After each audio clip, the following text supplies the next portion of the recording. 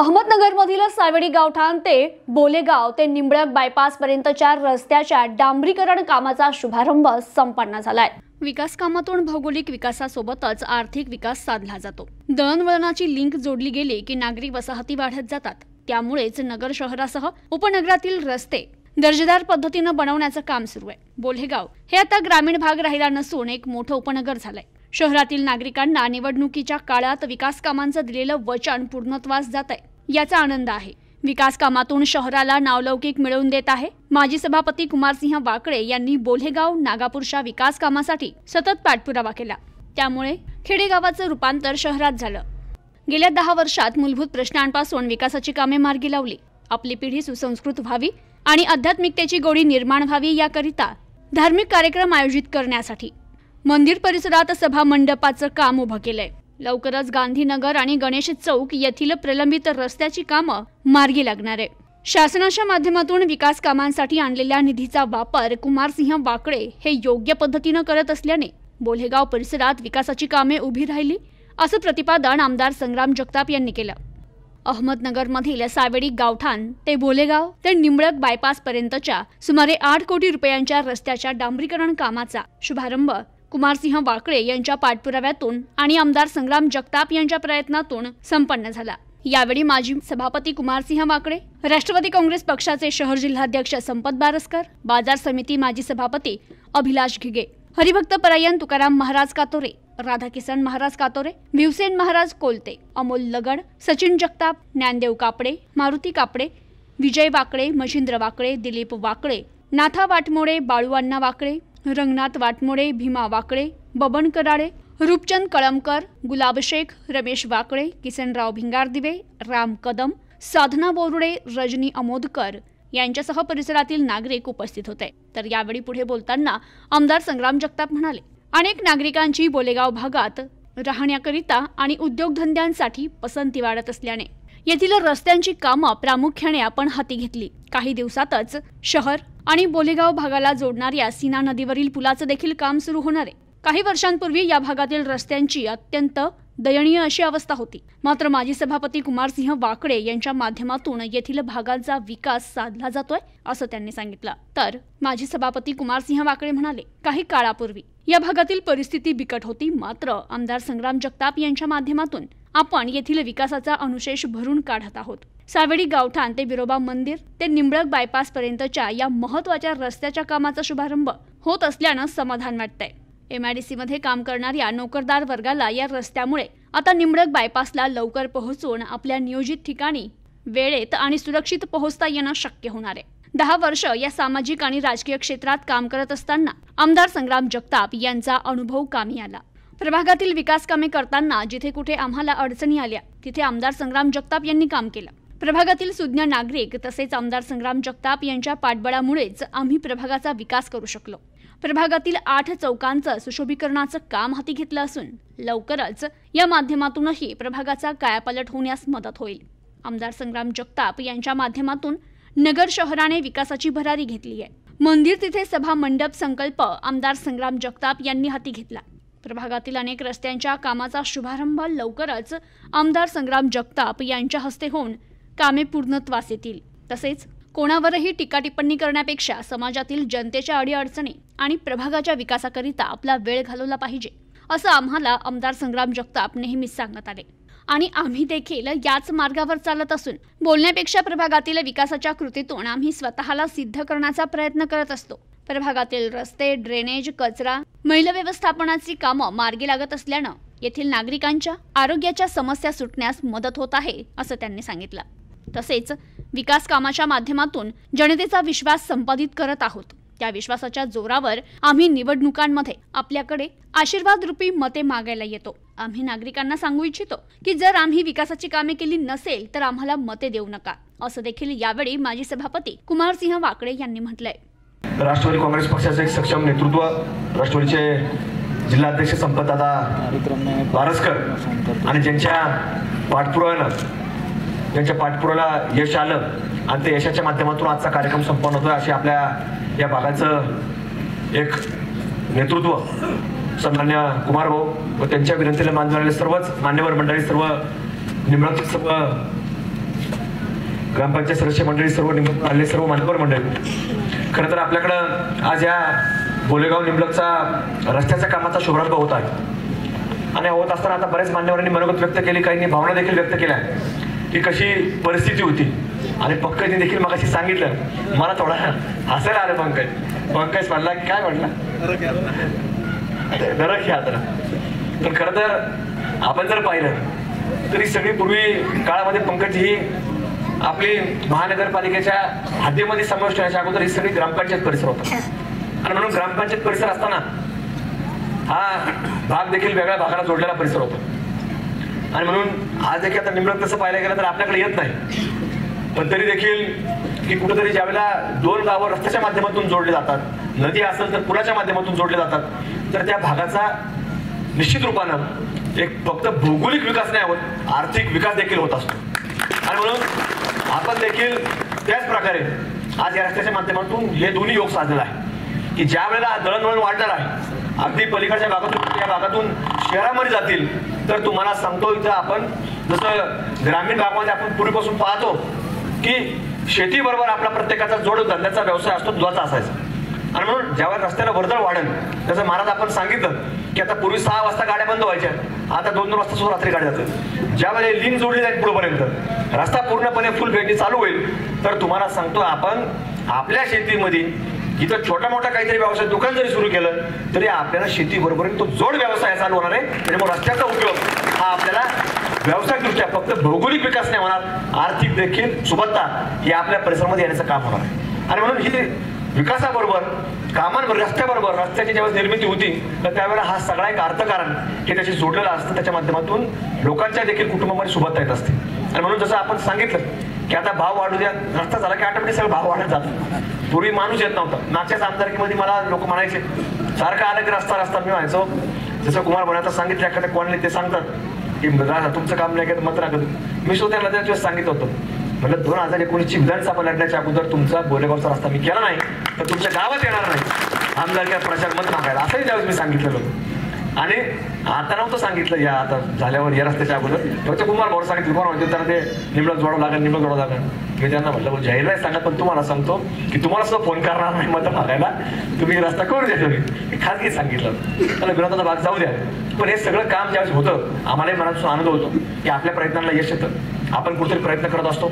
आज बोलेगावमध्ये जेवढी मंदिरं आहेत महाराज, तुमच्या सर्वांची मागणी असायची की मंदिर परिसरात तुम्ही सप्ते घेता, वर्षभर तुम्ही 12 महिने अध्यात्म धर्म ह्याच्या पलीकडे जात नाही आणि ते केलंही पाहिजे. याचं कारण असेल तर पुढची पिढी ही संस्कारिक नसली आणि संस्कार कुठून मिळत असतो तर अध्यात्मामधून मिळत असतो. आणि म्हणून अध्यात्म आणि धर्म आणि संस्कार एकत्रित याचा कुठेतरी हा एकत्रितपणाने कुठेतरी उपक्रम राबवावा लागतो आणि त्याच्याकरता एक आपण सप्त्याच्या माध्यमातून त्याला एक चांगल्या प्रकारची जोड देण्याचं काम करत असतात. आणि म्हणून आपल्या भागामध्ये आज आपण जर पाहिलं एक 6-7 वर्षापूर्वी जर तुम्ही आठवलं एकाही मंदिरापुढे सभा मंडप नव्हता. आज आपण 5, 6, 7, 8 सभा मंडप सांगू शकतो. राहिले असतील 1-2 मंदिर राहिले असतील, ते देखील पुढच्या त्या काळामध्ये करणार आहोत. आणि म्हणून या विकास कामाबरोबर अर्थकारण म्हणजे इथं दळणवळण वाढणारे, व्यवसायकरण वाढणारे, त्याचबरोबर अध्यात्माकडे देखील आम्ही बारकाईने लक्ष दिलं आहे. आणि म्हणून प्रत्येक सभामंडप आज इथं देखील या हनुमान मंदिराच्या प्रांगणामध्ये सभामंडप पाहायला मिळतो, तर त्याचा देखील बारकाईने लक्ष ठेवण्याचं काम हे कुमार भाऊ या ठिकाणी करत असतात. पण हे सगळा योग आपण फक्त रस्ता, पाणी, वीज, गटर हे तर करतच आहोत, ती प्राथमिक सुखसुविधा आहे. पण ह्याच बरोबरीनं दळणवळण वाढलं पाहिजे, व्यापारीकरण वाढलं पाहिजे, व्यवसायकरण वाढलं पाहिजे,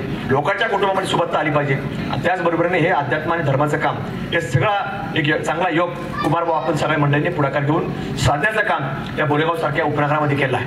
आता बोलेगाव आपण हे गाव नका म्हणायचं, बोलेगाव एक उपनगर म्हणत चला, हे शहरामध्ये आहोत, एक महानगरामध्ये आहोत आपण. आणि म्हणून जसं आज आपण पाहतो की नगर शहर एक काट टाकणारं शहर आहे, बदलतं शहर आहे. आणि म्हणून ज्यावेळेला आता आपण पाहतो की आता आजूबाजूची शहरं कशी फुल झालेली आहेत, तिथं वाढायला का स्कोप राहिलेला नाही. त्यामुळे आता आपला पुढच्या काळामध्ये आपला नंबर आहे. त्यामुळे आपण आपल्या गावाला, आपल्या शहराला आपण आपल्याला कुठेतरी चांगल्या प्रकारे नावलौकिक आणण्याचा प्रयत्न आपण करत होतो. म्हणून कुमारभाऊ आज आपण जर पाहिलं तर नगर शहरामध्ये आपण जर आलात, जसं आता आपल्याकडे सगळीकडे सभामंडप केले, कुठलाही आपल्या गावातला मनुष्य सभामंडपच्या निमित्ताने सप्ताच्या निमित्ताने गेला तर आपल्याला तिथं त्याला चांगली व्यवस्था पाहायला मिळते. तर तशाच प्रकारे ज्यावेळेला आपण पाहतो की नगरचं ग्रामदैवत असताना विशाल गणपती, त्याच्याकडे जाणारे तुम्हाला सांगतो 3 रस्ते होते. इतिहासात कधी कोणी केले नाही.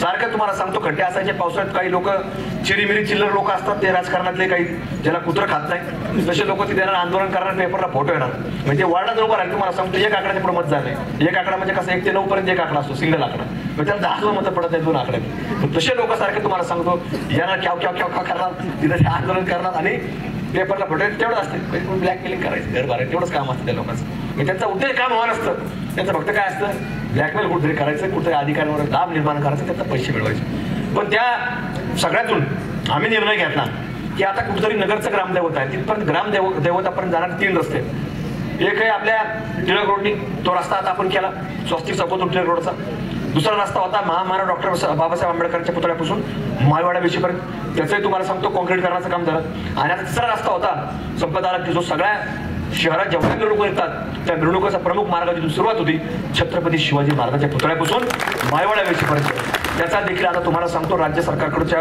मदतीनं आपण आपल्या तुमच्या सर्वांच्या आशीर्वादाने जी आम्हाला तुम्ही संधी दिली त्या संधीच्या माध्यमातून आम्ही तिथं आमदार म्हणून गेलो आणि त्याचा पाठपुरावा करून आम्ही तो निधी या नगर शहरामध्ये आणण्याचं काम केलं आणि त्याचा रस्त्याचा भूमिपूजन सोहळा 19 तारखेला सोमवारी शिवजयंतीच्या दिवशी सकाळी 9 वाजता आम्ही त्या ठिकाणी करणार आहोत म्हणजे आज म्हणजे 20 तारखेला करायचं काम 20 फेब्रुवारीला सुरू होणार पुढच्या 4-2 महिन्यामध्ये काम देखील पूर्ण होईल पावसाळ्याच्या अगोदर म्हणजे आज जर उद्या एखादा मनुष्य आला आपण जर त्याला सांगितलं की आपल्याला जर दर्शनात जायचं तर आपण कुठल्या रस्त्याने जर घेऊन गेलो तर त्यालाही वाटणार आहे की आपण महानगरामध्ये आणलो म्हणून असे दर्जेदार रस्ते करण्याचा प्रयत्न आपण या शहरामध्ये केला आज जेवढी हॉस्पिटल आहेत नगर पाटील नगर शहरामध्ये जास्त हॉस्पिटल असणारा परिसर कोणता आहे ताराकपूर आता ताराकपूरला जर तुम्ही आत गल्लीत गेले तर सगळं कॉन्क्रीट करून केलंय याचं कारण एकच आहे की बाहेर तालुक्यातला मनुष्य आला तर त्याने आपल्या शहराला नाव ठेवता कामा नाही म्हणून तिथं देखील आज तुम्हाला सगळं कॉन्क्रीट केलं दुसरा परिसर आहे जे सगळ्यात जास्त हॉस्पिटल आहेत ते नवीन टिळक रोड आहे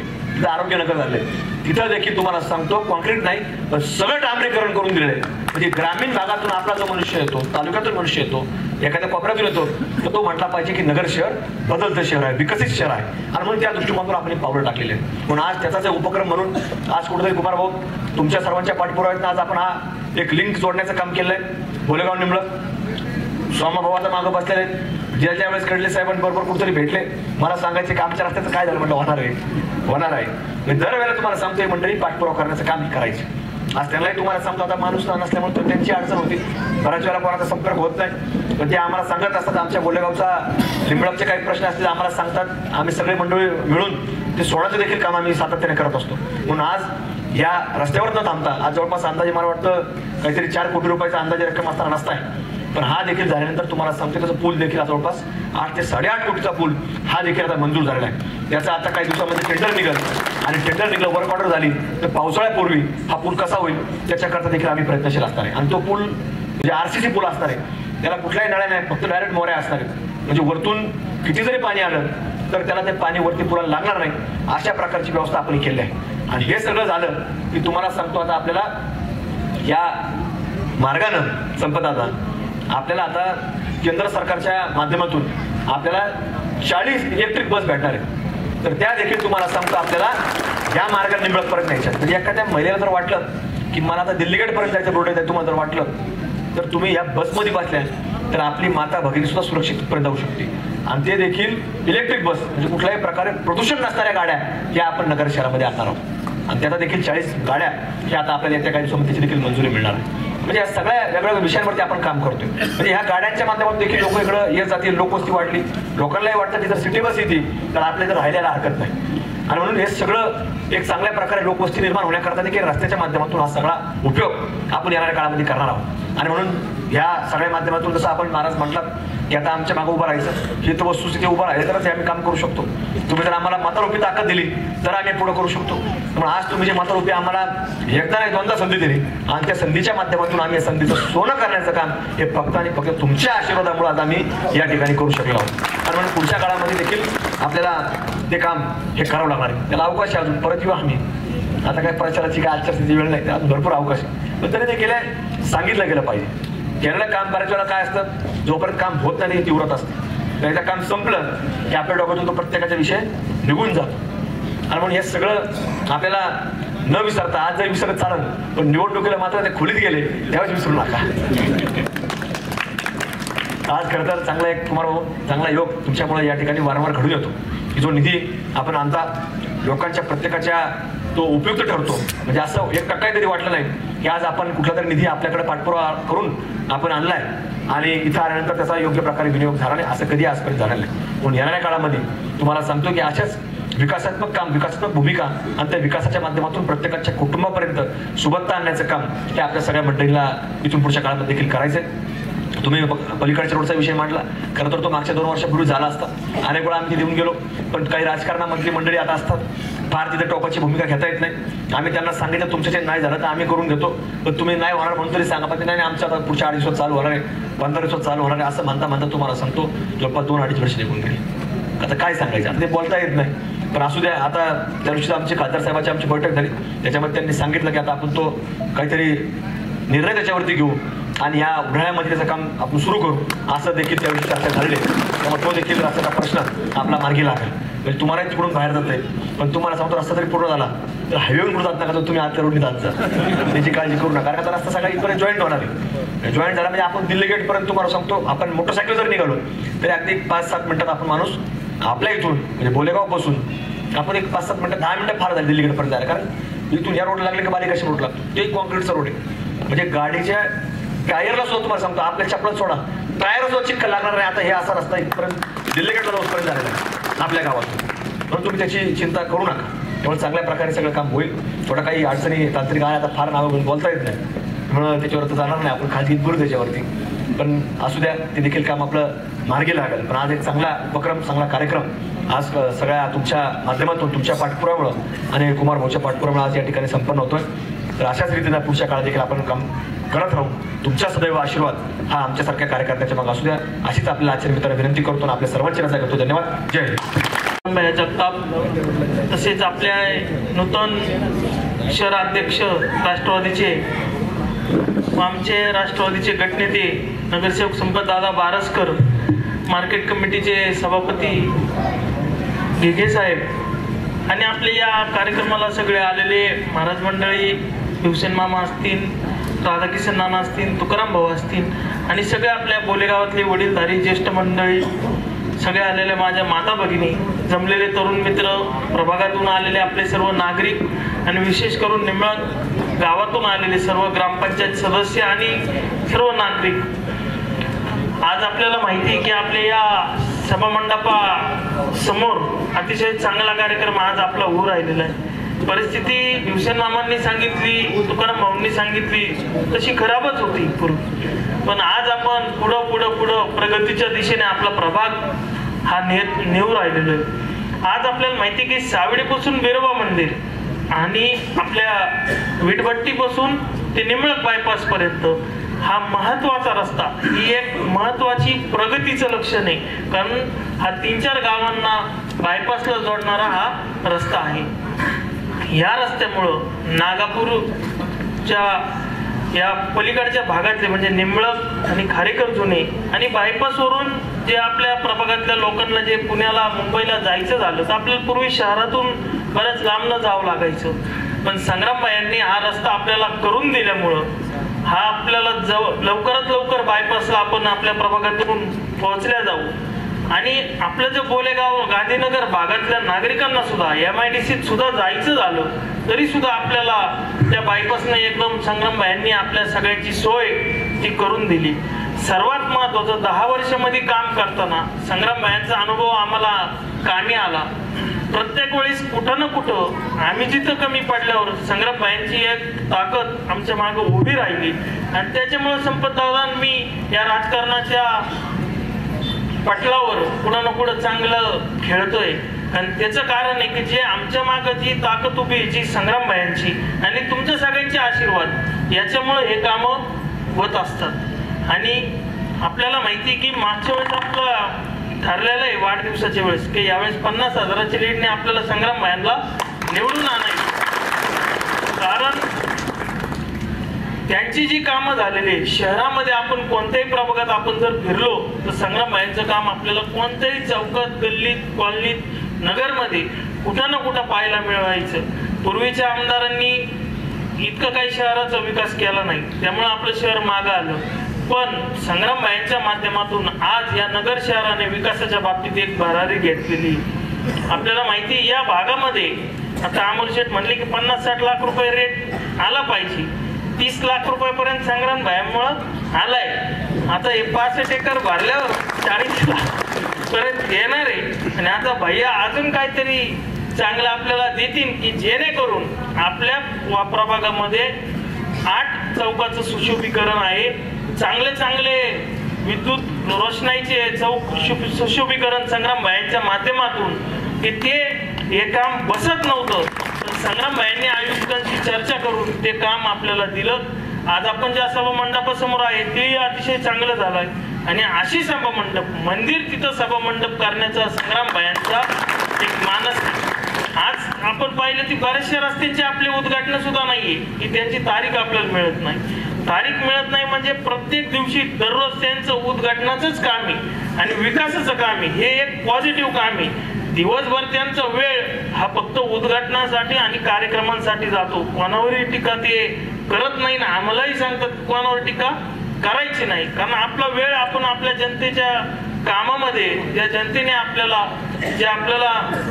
सगळ्या नागरिकांनी आपल्याला जे विश्वास टाकून या ठिकाणी 10 वर्ष काम करण्याची संधी दिली त्याचं सोनं करण्याचं काम संग्राम भाईंनी आम्हाला हे केलेले आहे. आज तुम्हाला माहिती आहे की गणेश चौकाचा रोड जसं राधाकिशन नाना म्हणाले की तुमची वक्रदृष्टी त्या रस्त्यावरची आठवण द्या, पण नाना वक्रदृष्टी नाही चांगली दृष्टी. संग्राम भाईंची माझी चर्चा झाली आणि एवढ्यात साहेब म्हणले की त्या रस्त्याची पाहणी करू आणि काम चालू करू. फक्त त्या इतर नगरसेवक त्या कामावर लक्ष देत होते म्हणून आम्ही काय त्याच्यामध्ये लक्ष दिलं नाही. आता काही कोणी नगरसेवक नाही त्याच्यामुळे मी सुद्धा काम तिथं जाऊन करू शकतो.